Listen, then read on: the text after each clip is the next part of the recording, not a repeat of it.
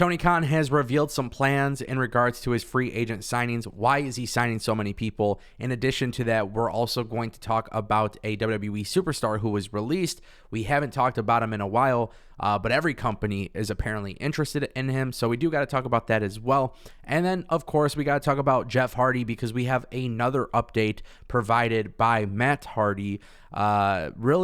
Really puts things into perspective. You guys know we've been following that story. Is Jeff Hardy the bridge between WWE and AEW working together? And then we got to talk about GCW because GCW is doing something that they've never done before, and I actually really like this story. So if you guys want more wrestling news videos, go ahead and click that subscribe button, ring that bell. My name is Ango. I provide daily videos 7 days a week, and I give you guys my reactions to everything happening in pro wrestling. So we're actually going to talk about Nick Gage. If you guys didn't know, Brett Lauderdale posted a tweet last night.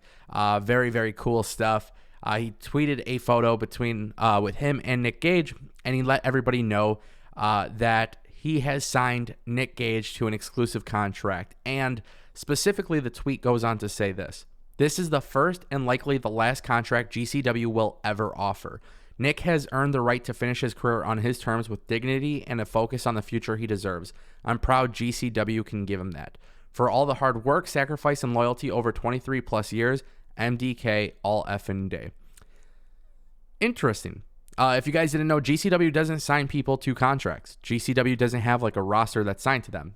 You know, obviously they have their wrestlers work for them, but it's all been based on per appearance. And that's typically what you would see in indie wrestling. Now, Nick Gage, incredibly loyal to GCW, and GCW has been incredibly loyal to Nick Gage.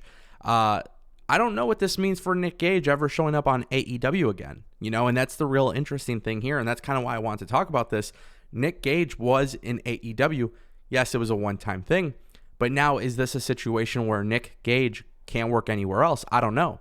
And I just want to be very clear here. Like, what attracted me to GCW initially was Nick Gage. Like, I seen the clips on Twitter, and then GCW came to Detroit, and I was like, okay, I'm going to go to GCW. And then now you start watching events on Fight and stuff like that. And again, I've always been pretty adamant about saying, like, deathmatch wrestling isn't necessarily my thing. It's just my preference. It's not, but even when GCW does it, like, it's enjoyable. And I think they got some cool stuff that they're working on. Not everything is perfect, but at the end of the day, they're not really trying to be something that they're not. Which I think is something to admire about them. And, with Nick Gage and GCW having this relationship, it just goes to show you that, like, GCW is the alternative, right? They are the alternative to WWE and AEW. To be quite honest, like, maybe up until a couple months ago, I thought, Effie and Alley Catch and, some of these names that we've seen with GCW, I thought they were just signed to GCW. And then I realized they weren't. So it just goes to show you how loyal these people are to Brett Lauderdale and GCW. And it's a cool thing to see. And, as you guys know, they're getting popular. And I hope they continue to grow because you guys know I speak about this all the time. On this channel, the number one most important thing to me is having a lot of promotions that are active, that are doing good business, that are growing. Because as that happens, so does the industry. As the industry grows, more places for people to work. And I think this is a great thing. Guys, I do want to talk about Matt Hardy and Jeff Hardy. We have been following the Jeff Hardy story for a minute now. I feel like every other day we've provided an update. But this is what's really interesting. So as you guys know, Tony Khan's been teasing this Forbidden Door stuff and whatnot. And Matt Hardy, of course, he's on Twitch and the camera's on. But he says, I don't think he's the guy coming in this Wednesday in AEW against Isaiah Cassidy. Although, who knows? Tony Khan, Papa Khan has a lot of money. Maybe he bought him out of his contract and he is coming in early. Who knows? The final of the 90 days was supposed to be on March 9th. March 10th, he is a free agent. Wow. So if you guys didn't know, Jeff Hardy's got this non-compete clause. And we talked about this before where there might be a possibility of AEW trying to work things out with WWE. This was based on the report that came from Slice Wrestling. And we already spoke about that in another video. If you guys didn't watch it, you guys could check it out. It's on the channel. But now you got Matt Hardy who is clarifying and even adding more to that rumor by saying, hey, maybe he bought him out of his contract and maybe he is coming early. Who knows? Now, with that being said, is that something that WWE would absolutely do with AEW? I don't know. I don't know if WWE would truly work with AEW in that regard.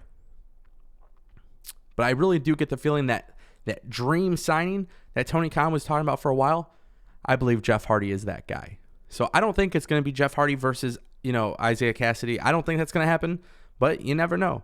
You never know. You never know. You never know. It's just super interesting.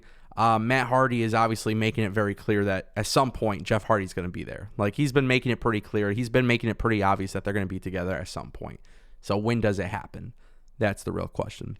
And for our final story of the day, guys, we got to talk about Tony Khan. We got to talk about some free agent stuff. Shane Strickland, more specifically. So Tony Khan was talking to Sports Illustrated, and there was a lot of information in this. But really, one of the biggest things that came out of this was his hype for Dynamite in Rampage this week. And so he continues to put a lot of emphasis on what he calls a huge signing.